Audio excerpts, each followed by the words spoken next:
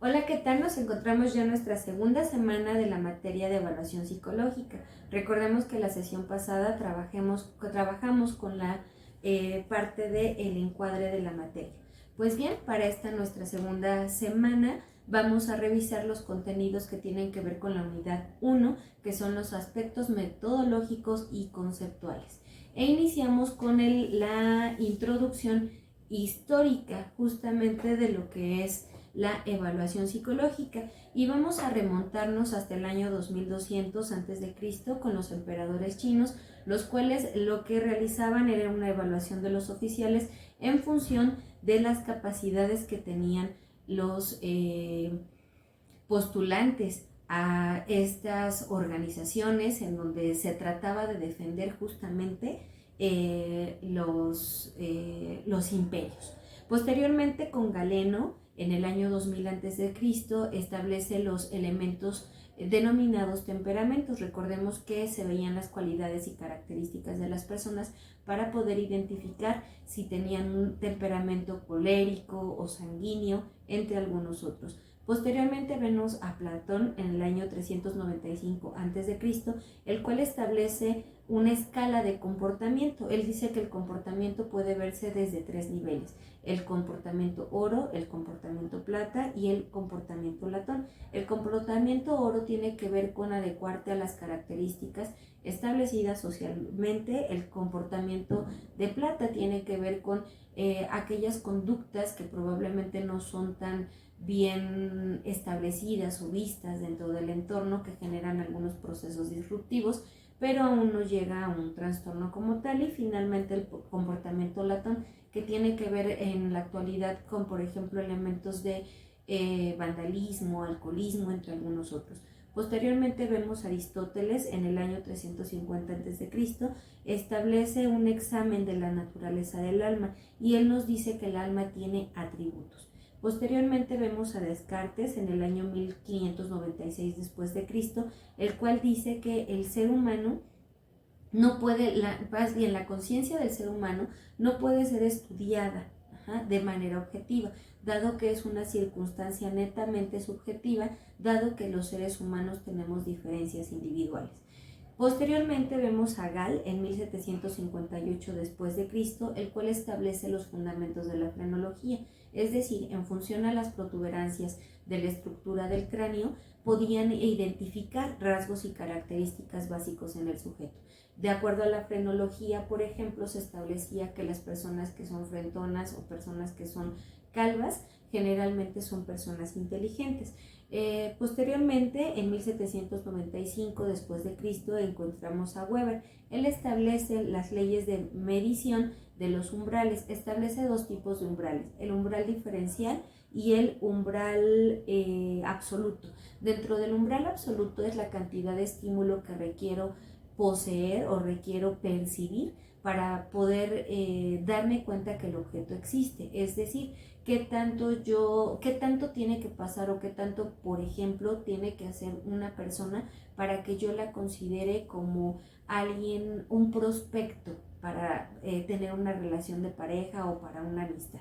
Entonces yo voy seleccionando en función de mi umbral absoluto, o voy estableciendo, voy dándome cuenta de qué tanto rendimiento tiene el sujeto o un alumno con respecto a las actividades que se realizan dentro de la institución o dentro de nuestra materia. Y tenemos el umbral diferencial, en donde podemos detectar el incremento en el estímulo de uno de los objetos para poder establecer las diferencias.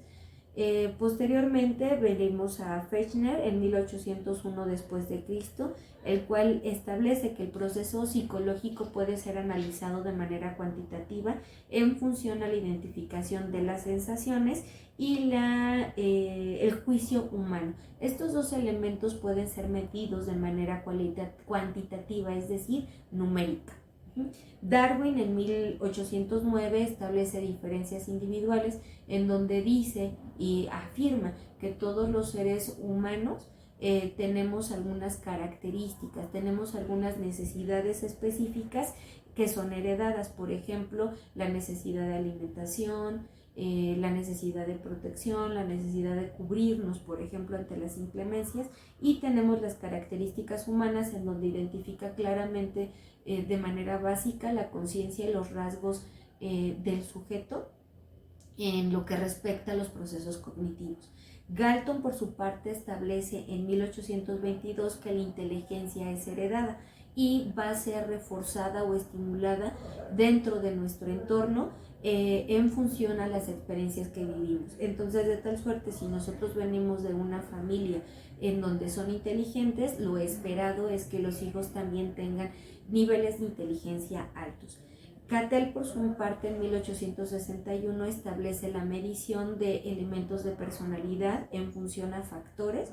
Él hace la aclaración, hace la acotación de que todo ser humano es capaz de identificar sus rasgos de personalidad en función de lo que se ha vivido dentro del entorno, y vamos a tener modificaciones de estas mismas en función a la experiencia. Binet, en 1867, habla que el intelecto está compuesto de algunos elementos. El primero es el juicio, el sentido común, la capacidad de adaptación y la iniciativa. Y finalmente, Lewis Terman establece la utilización, el uso del CI, que actualmente ya no se ocupa. Él establece como una calificación de 100. En el sujeto, en una evaluación de inteligencia, si obtiene un resultado de 100, implica que tiene un nivel de inteligencia dentro de lo esperado para su edad, dentro de lo normal. Recordemos que la inteligencia, les decía, actualmente ya no está considerada como un concepto válido, dado que, o este valor numérico, dado que la inteligencia es la capacidad que tenemos para resolver los problemas de la vida cotidiana. Pasamos al siguiente punto, que son los antecedentes de la evaluación psicológica. Generalmente vamos a identificar como los antecedentes justamente a partir de la Segunda Guerra Mundial. Se estructuró la necesidad de tener una medida objetiva a partir de la medición de lo que los postulantes sabían hacer, podían hacer, para poder emplear todos estos postulantes a defensores de nuestros espacios territoriales en donde pudiesen funcionar de mejor manera. Pasamos a la constitución de la evaluación psicológica como actividad científica. Recordemos que nuestro trabajo como psicólogos es 100% científico. ¿Esto qué implica? Que la validez de nuestros procesos y la explicación del proceso emocional, cognitivo, el proceso social del sujeto debe de tener una validez en función a las teorías. Recordemos que tenemos diferentes teorías que nos hablan con respecto al desarrollo de personalidad o desarrollo de habilidades sociales, entre algunos otros temas, en donde encontramos las escuelas de la psicología psicoanalítica, desde el humanismo, desde la Gestalt, desde el interaccionismo simbólico, desde el cognitivismo, entre algunas otras. Por su parte, los métodos y técnicas de investigación, recordemos que tienen su sustento ya sea en el proceso, cuando estamos hablando de procesos cualitativos, tales como la observación, en donde tendremos que desarrollar como tal un documento en donde deben de integrarse datos de identificación, horario en el cual ingresamos a hacer la observación, qué actividad se está observando, qué actividad se estaba realizando. Recordemos que la observación es importante que no esté integrada por medio de juicios de valor, es decir, no uso de adjetivos calificativos. Netamente la observación se habla de una descripción de las conductas que podemos observar, medir y cuantificar, para que posteriormente podamos hacer una gráfica de frecuencia y poder determinar qué conductas son las que se encuentran dentro del entorno. Debe de estar firmada por las personas que participaron, estuvieron dentro de la observación, es decir, si yo trabajé en un entorno áulico, debe de revisar mi reporte de observación, ya sea que exista un maestro, si existe el auxiliar, también el auxiliar, estar de acuerdo en que los dos observamos lo mismo, firmar de que justamente estamos de acuerdo con lo escrito en ese documento. Otro de los elementos son las pruebas psicométricas. Recordemos que es una medida objetiva. Ciertamente mediante la práctica vamos reconociendo algunos rasgos ya desde la entrevista.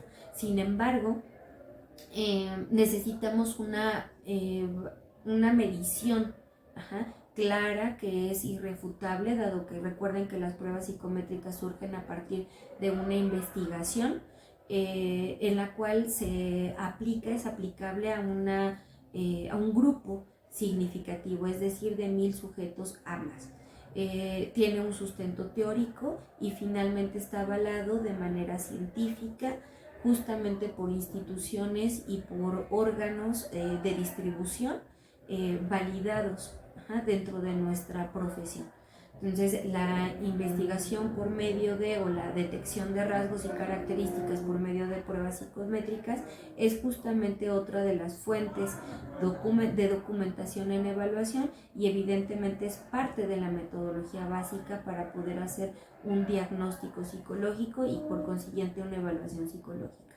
Recordemos que las pruebas psicométricas las podemos dividir en objetivas y en cualitativas, objetivas y subjetivas, o vamos a ver que hay sinónimos. Objetivas, cuantitativas, numéricas, siempre van a tener valores numéricos, como su nombre lo dice, y vamos a hacer la transformación a medidas de dispersión y vamos a identificar medidas de tendencia central, de tal suerte que vamos a identificar media, moda y mediana, y vamos a identificar o hacer la transformación de las puntuaciones directas a percentiles, desviaciones estándar, etc.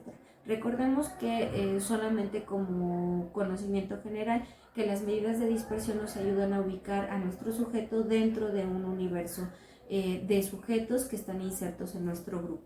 Y tenemos las pruebas subjetivas, proyectivas o cualitativas. En estas, de acuerdo a los rasgos que estructura mediante el que el sujeto nos comparta las historias, o bien mediante los dibujos que estructure el sujeto dentro de la hoja que yo le proporcioné, voy a identificar los rasgos o características, de tal suerte que vamos a identificar las cualidades, llámese intolerancia a la frustración, llámese rasgos de ansiedad, rasgos de impulsividad, llámese rasgos obsesivos, entre algunos muchos otros que ustedes ya pudieron revisar en psicometría mediante el desarrollo de estas pruebas psicométricas. También es una herramienta por la cual nosotros podemos hacer el proceso de evaluación psicológica. Finalmente, también el reporte, el autorreporte, que sería básicamente lo que nosotros trabajaríamos por medio de la autobiografía, o bien cada sesión de trabajo con nuestro paciente vamos revisando las actividades, las tareas que dejamos para que desarrollara a lo largo de la semana nuestro paciente, y ese es el elemento de autorreporte. En lo que respecta al proceso de valoración en función a las metas de evaluación, vamos a tener un proceso en función a un elemento de correlación, que es lo que trabajamos básicamente en consultorio cuando nos canalizan a los pacientes, es decir, nos canalizan con un motivo de consulta, nosotros hacemos la valoración en función de ese motivo de consulta. Recuerden que no puedo aplicar las pruebas de manera indiscriminada, tengo que tener un aval, un justificante, que es el motivo de consulta y la entrevista, para poder decir: necesito de este sujeto saber estas características, y es como selecciono la prueba, y también en función a la edad. En función entonces al constructo que estoy buscando y a la edad es como selecciono las pruebas, y voy a establecer una correlación, es decir, este es el motivo de consulta, qué rasgos son los que se desprenden a partir de todo las respuestas que da el sujeto, y las contextualizo por medio de la entrevista. Esto va a generar que yo pueda estructurar mi plan de trabajo, mi plan de acción.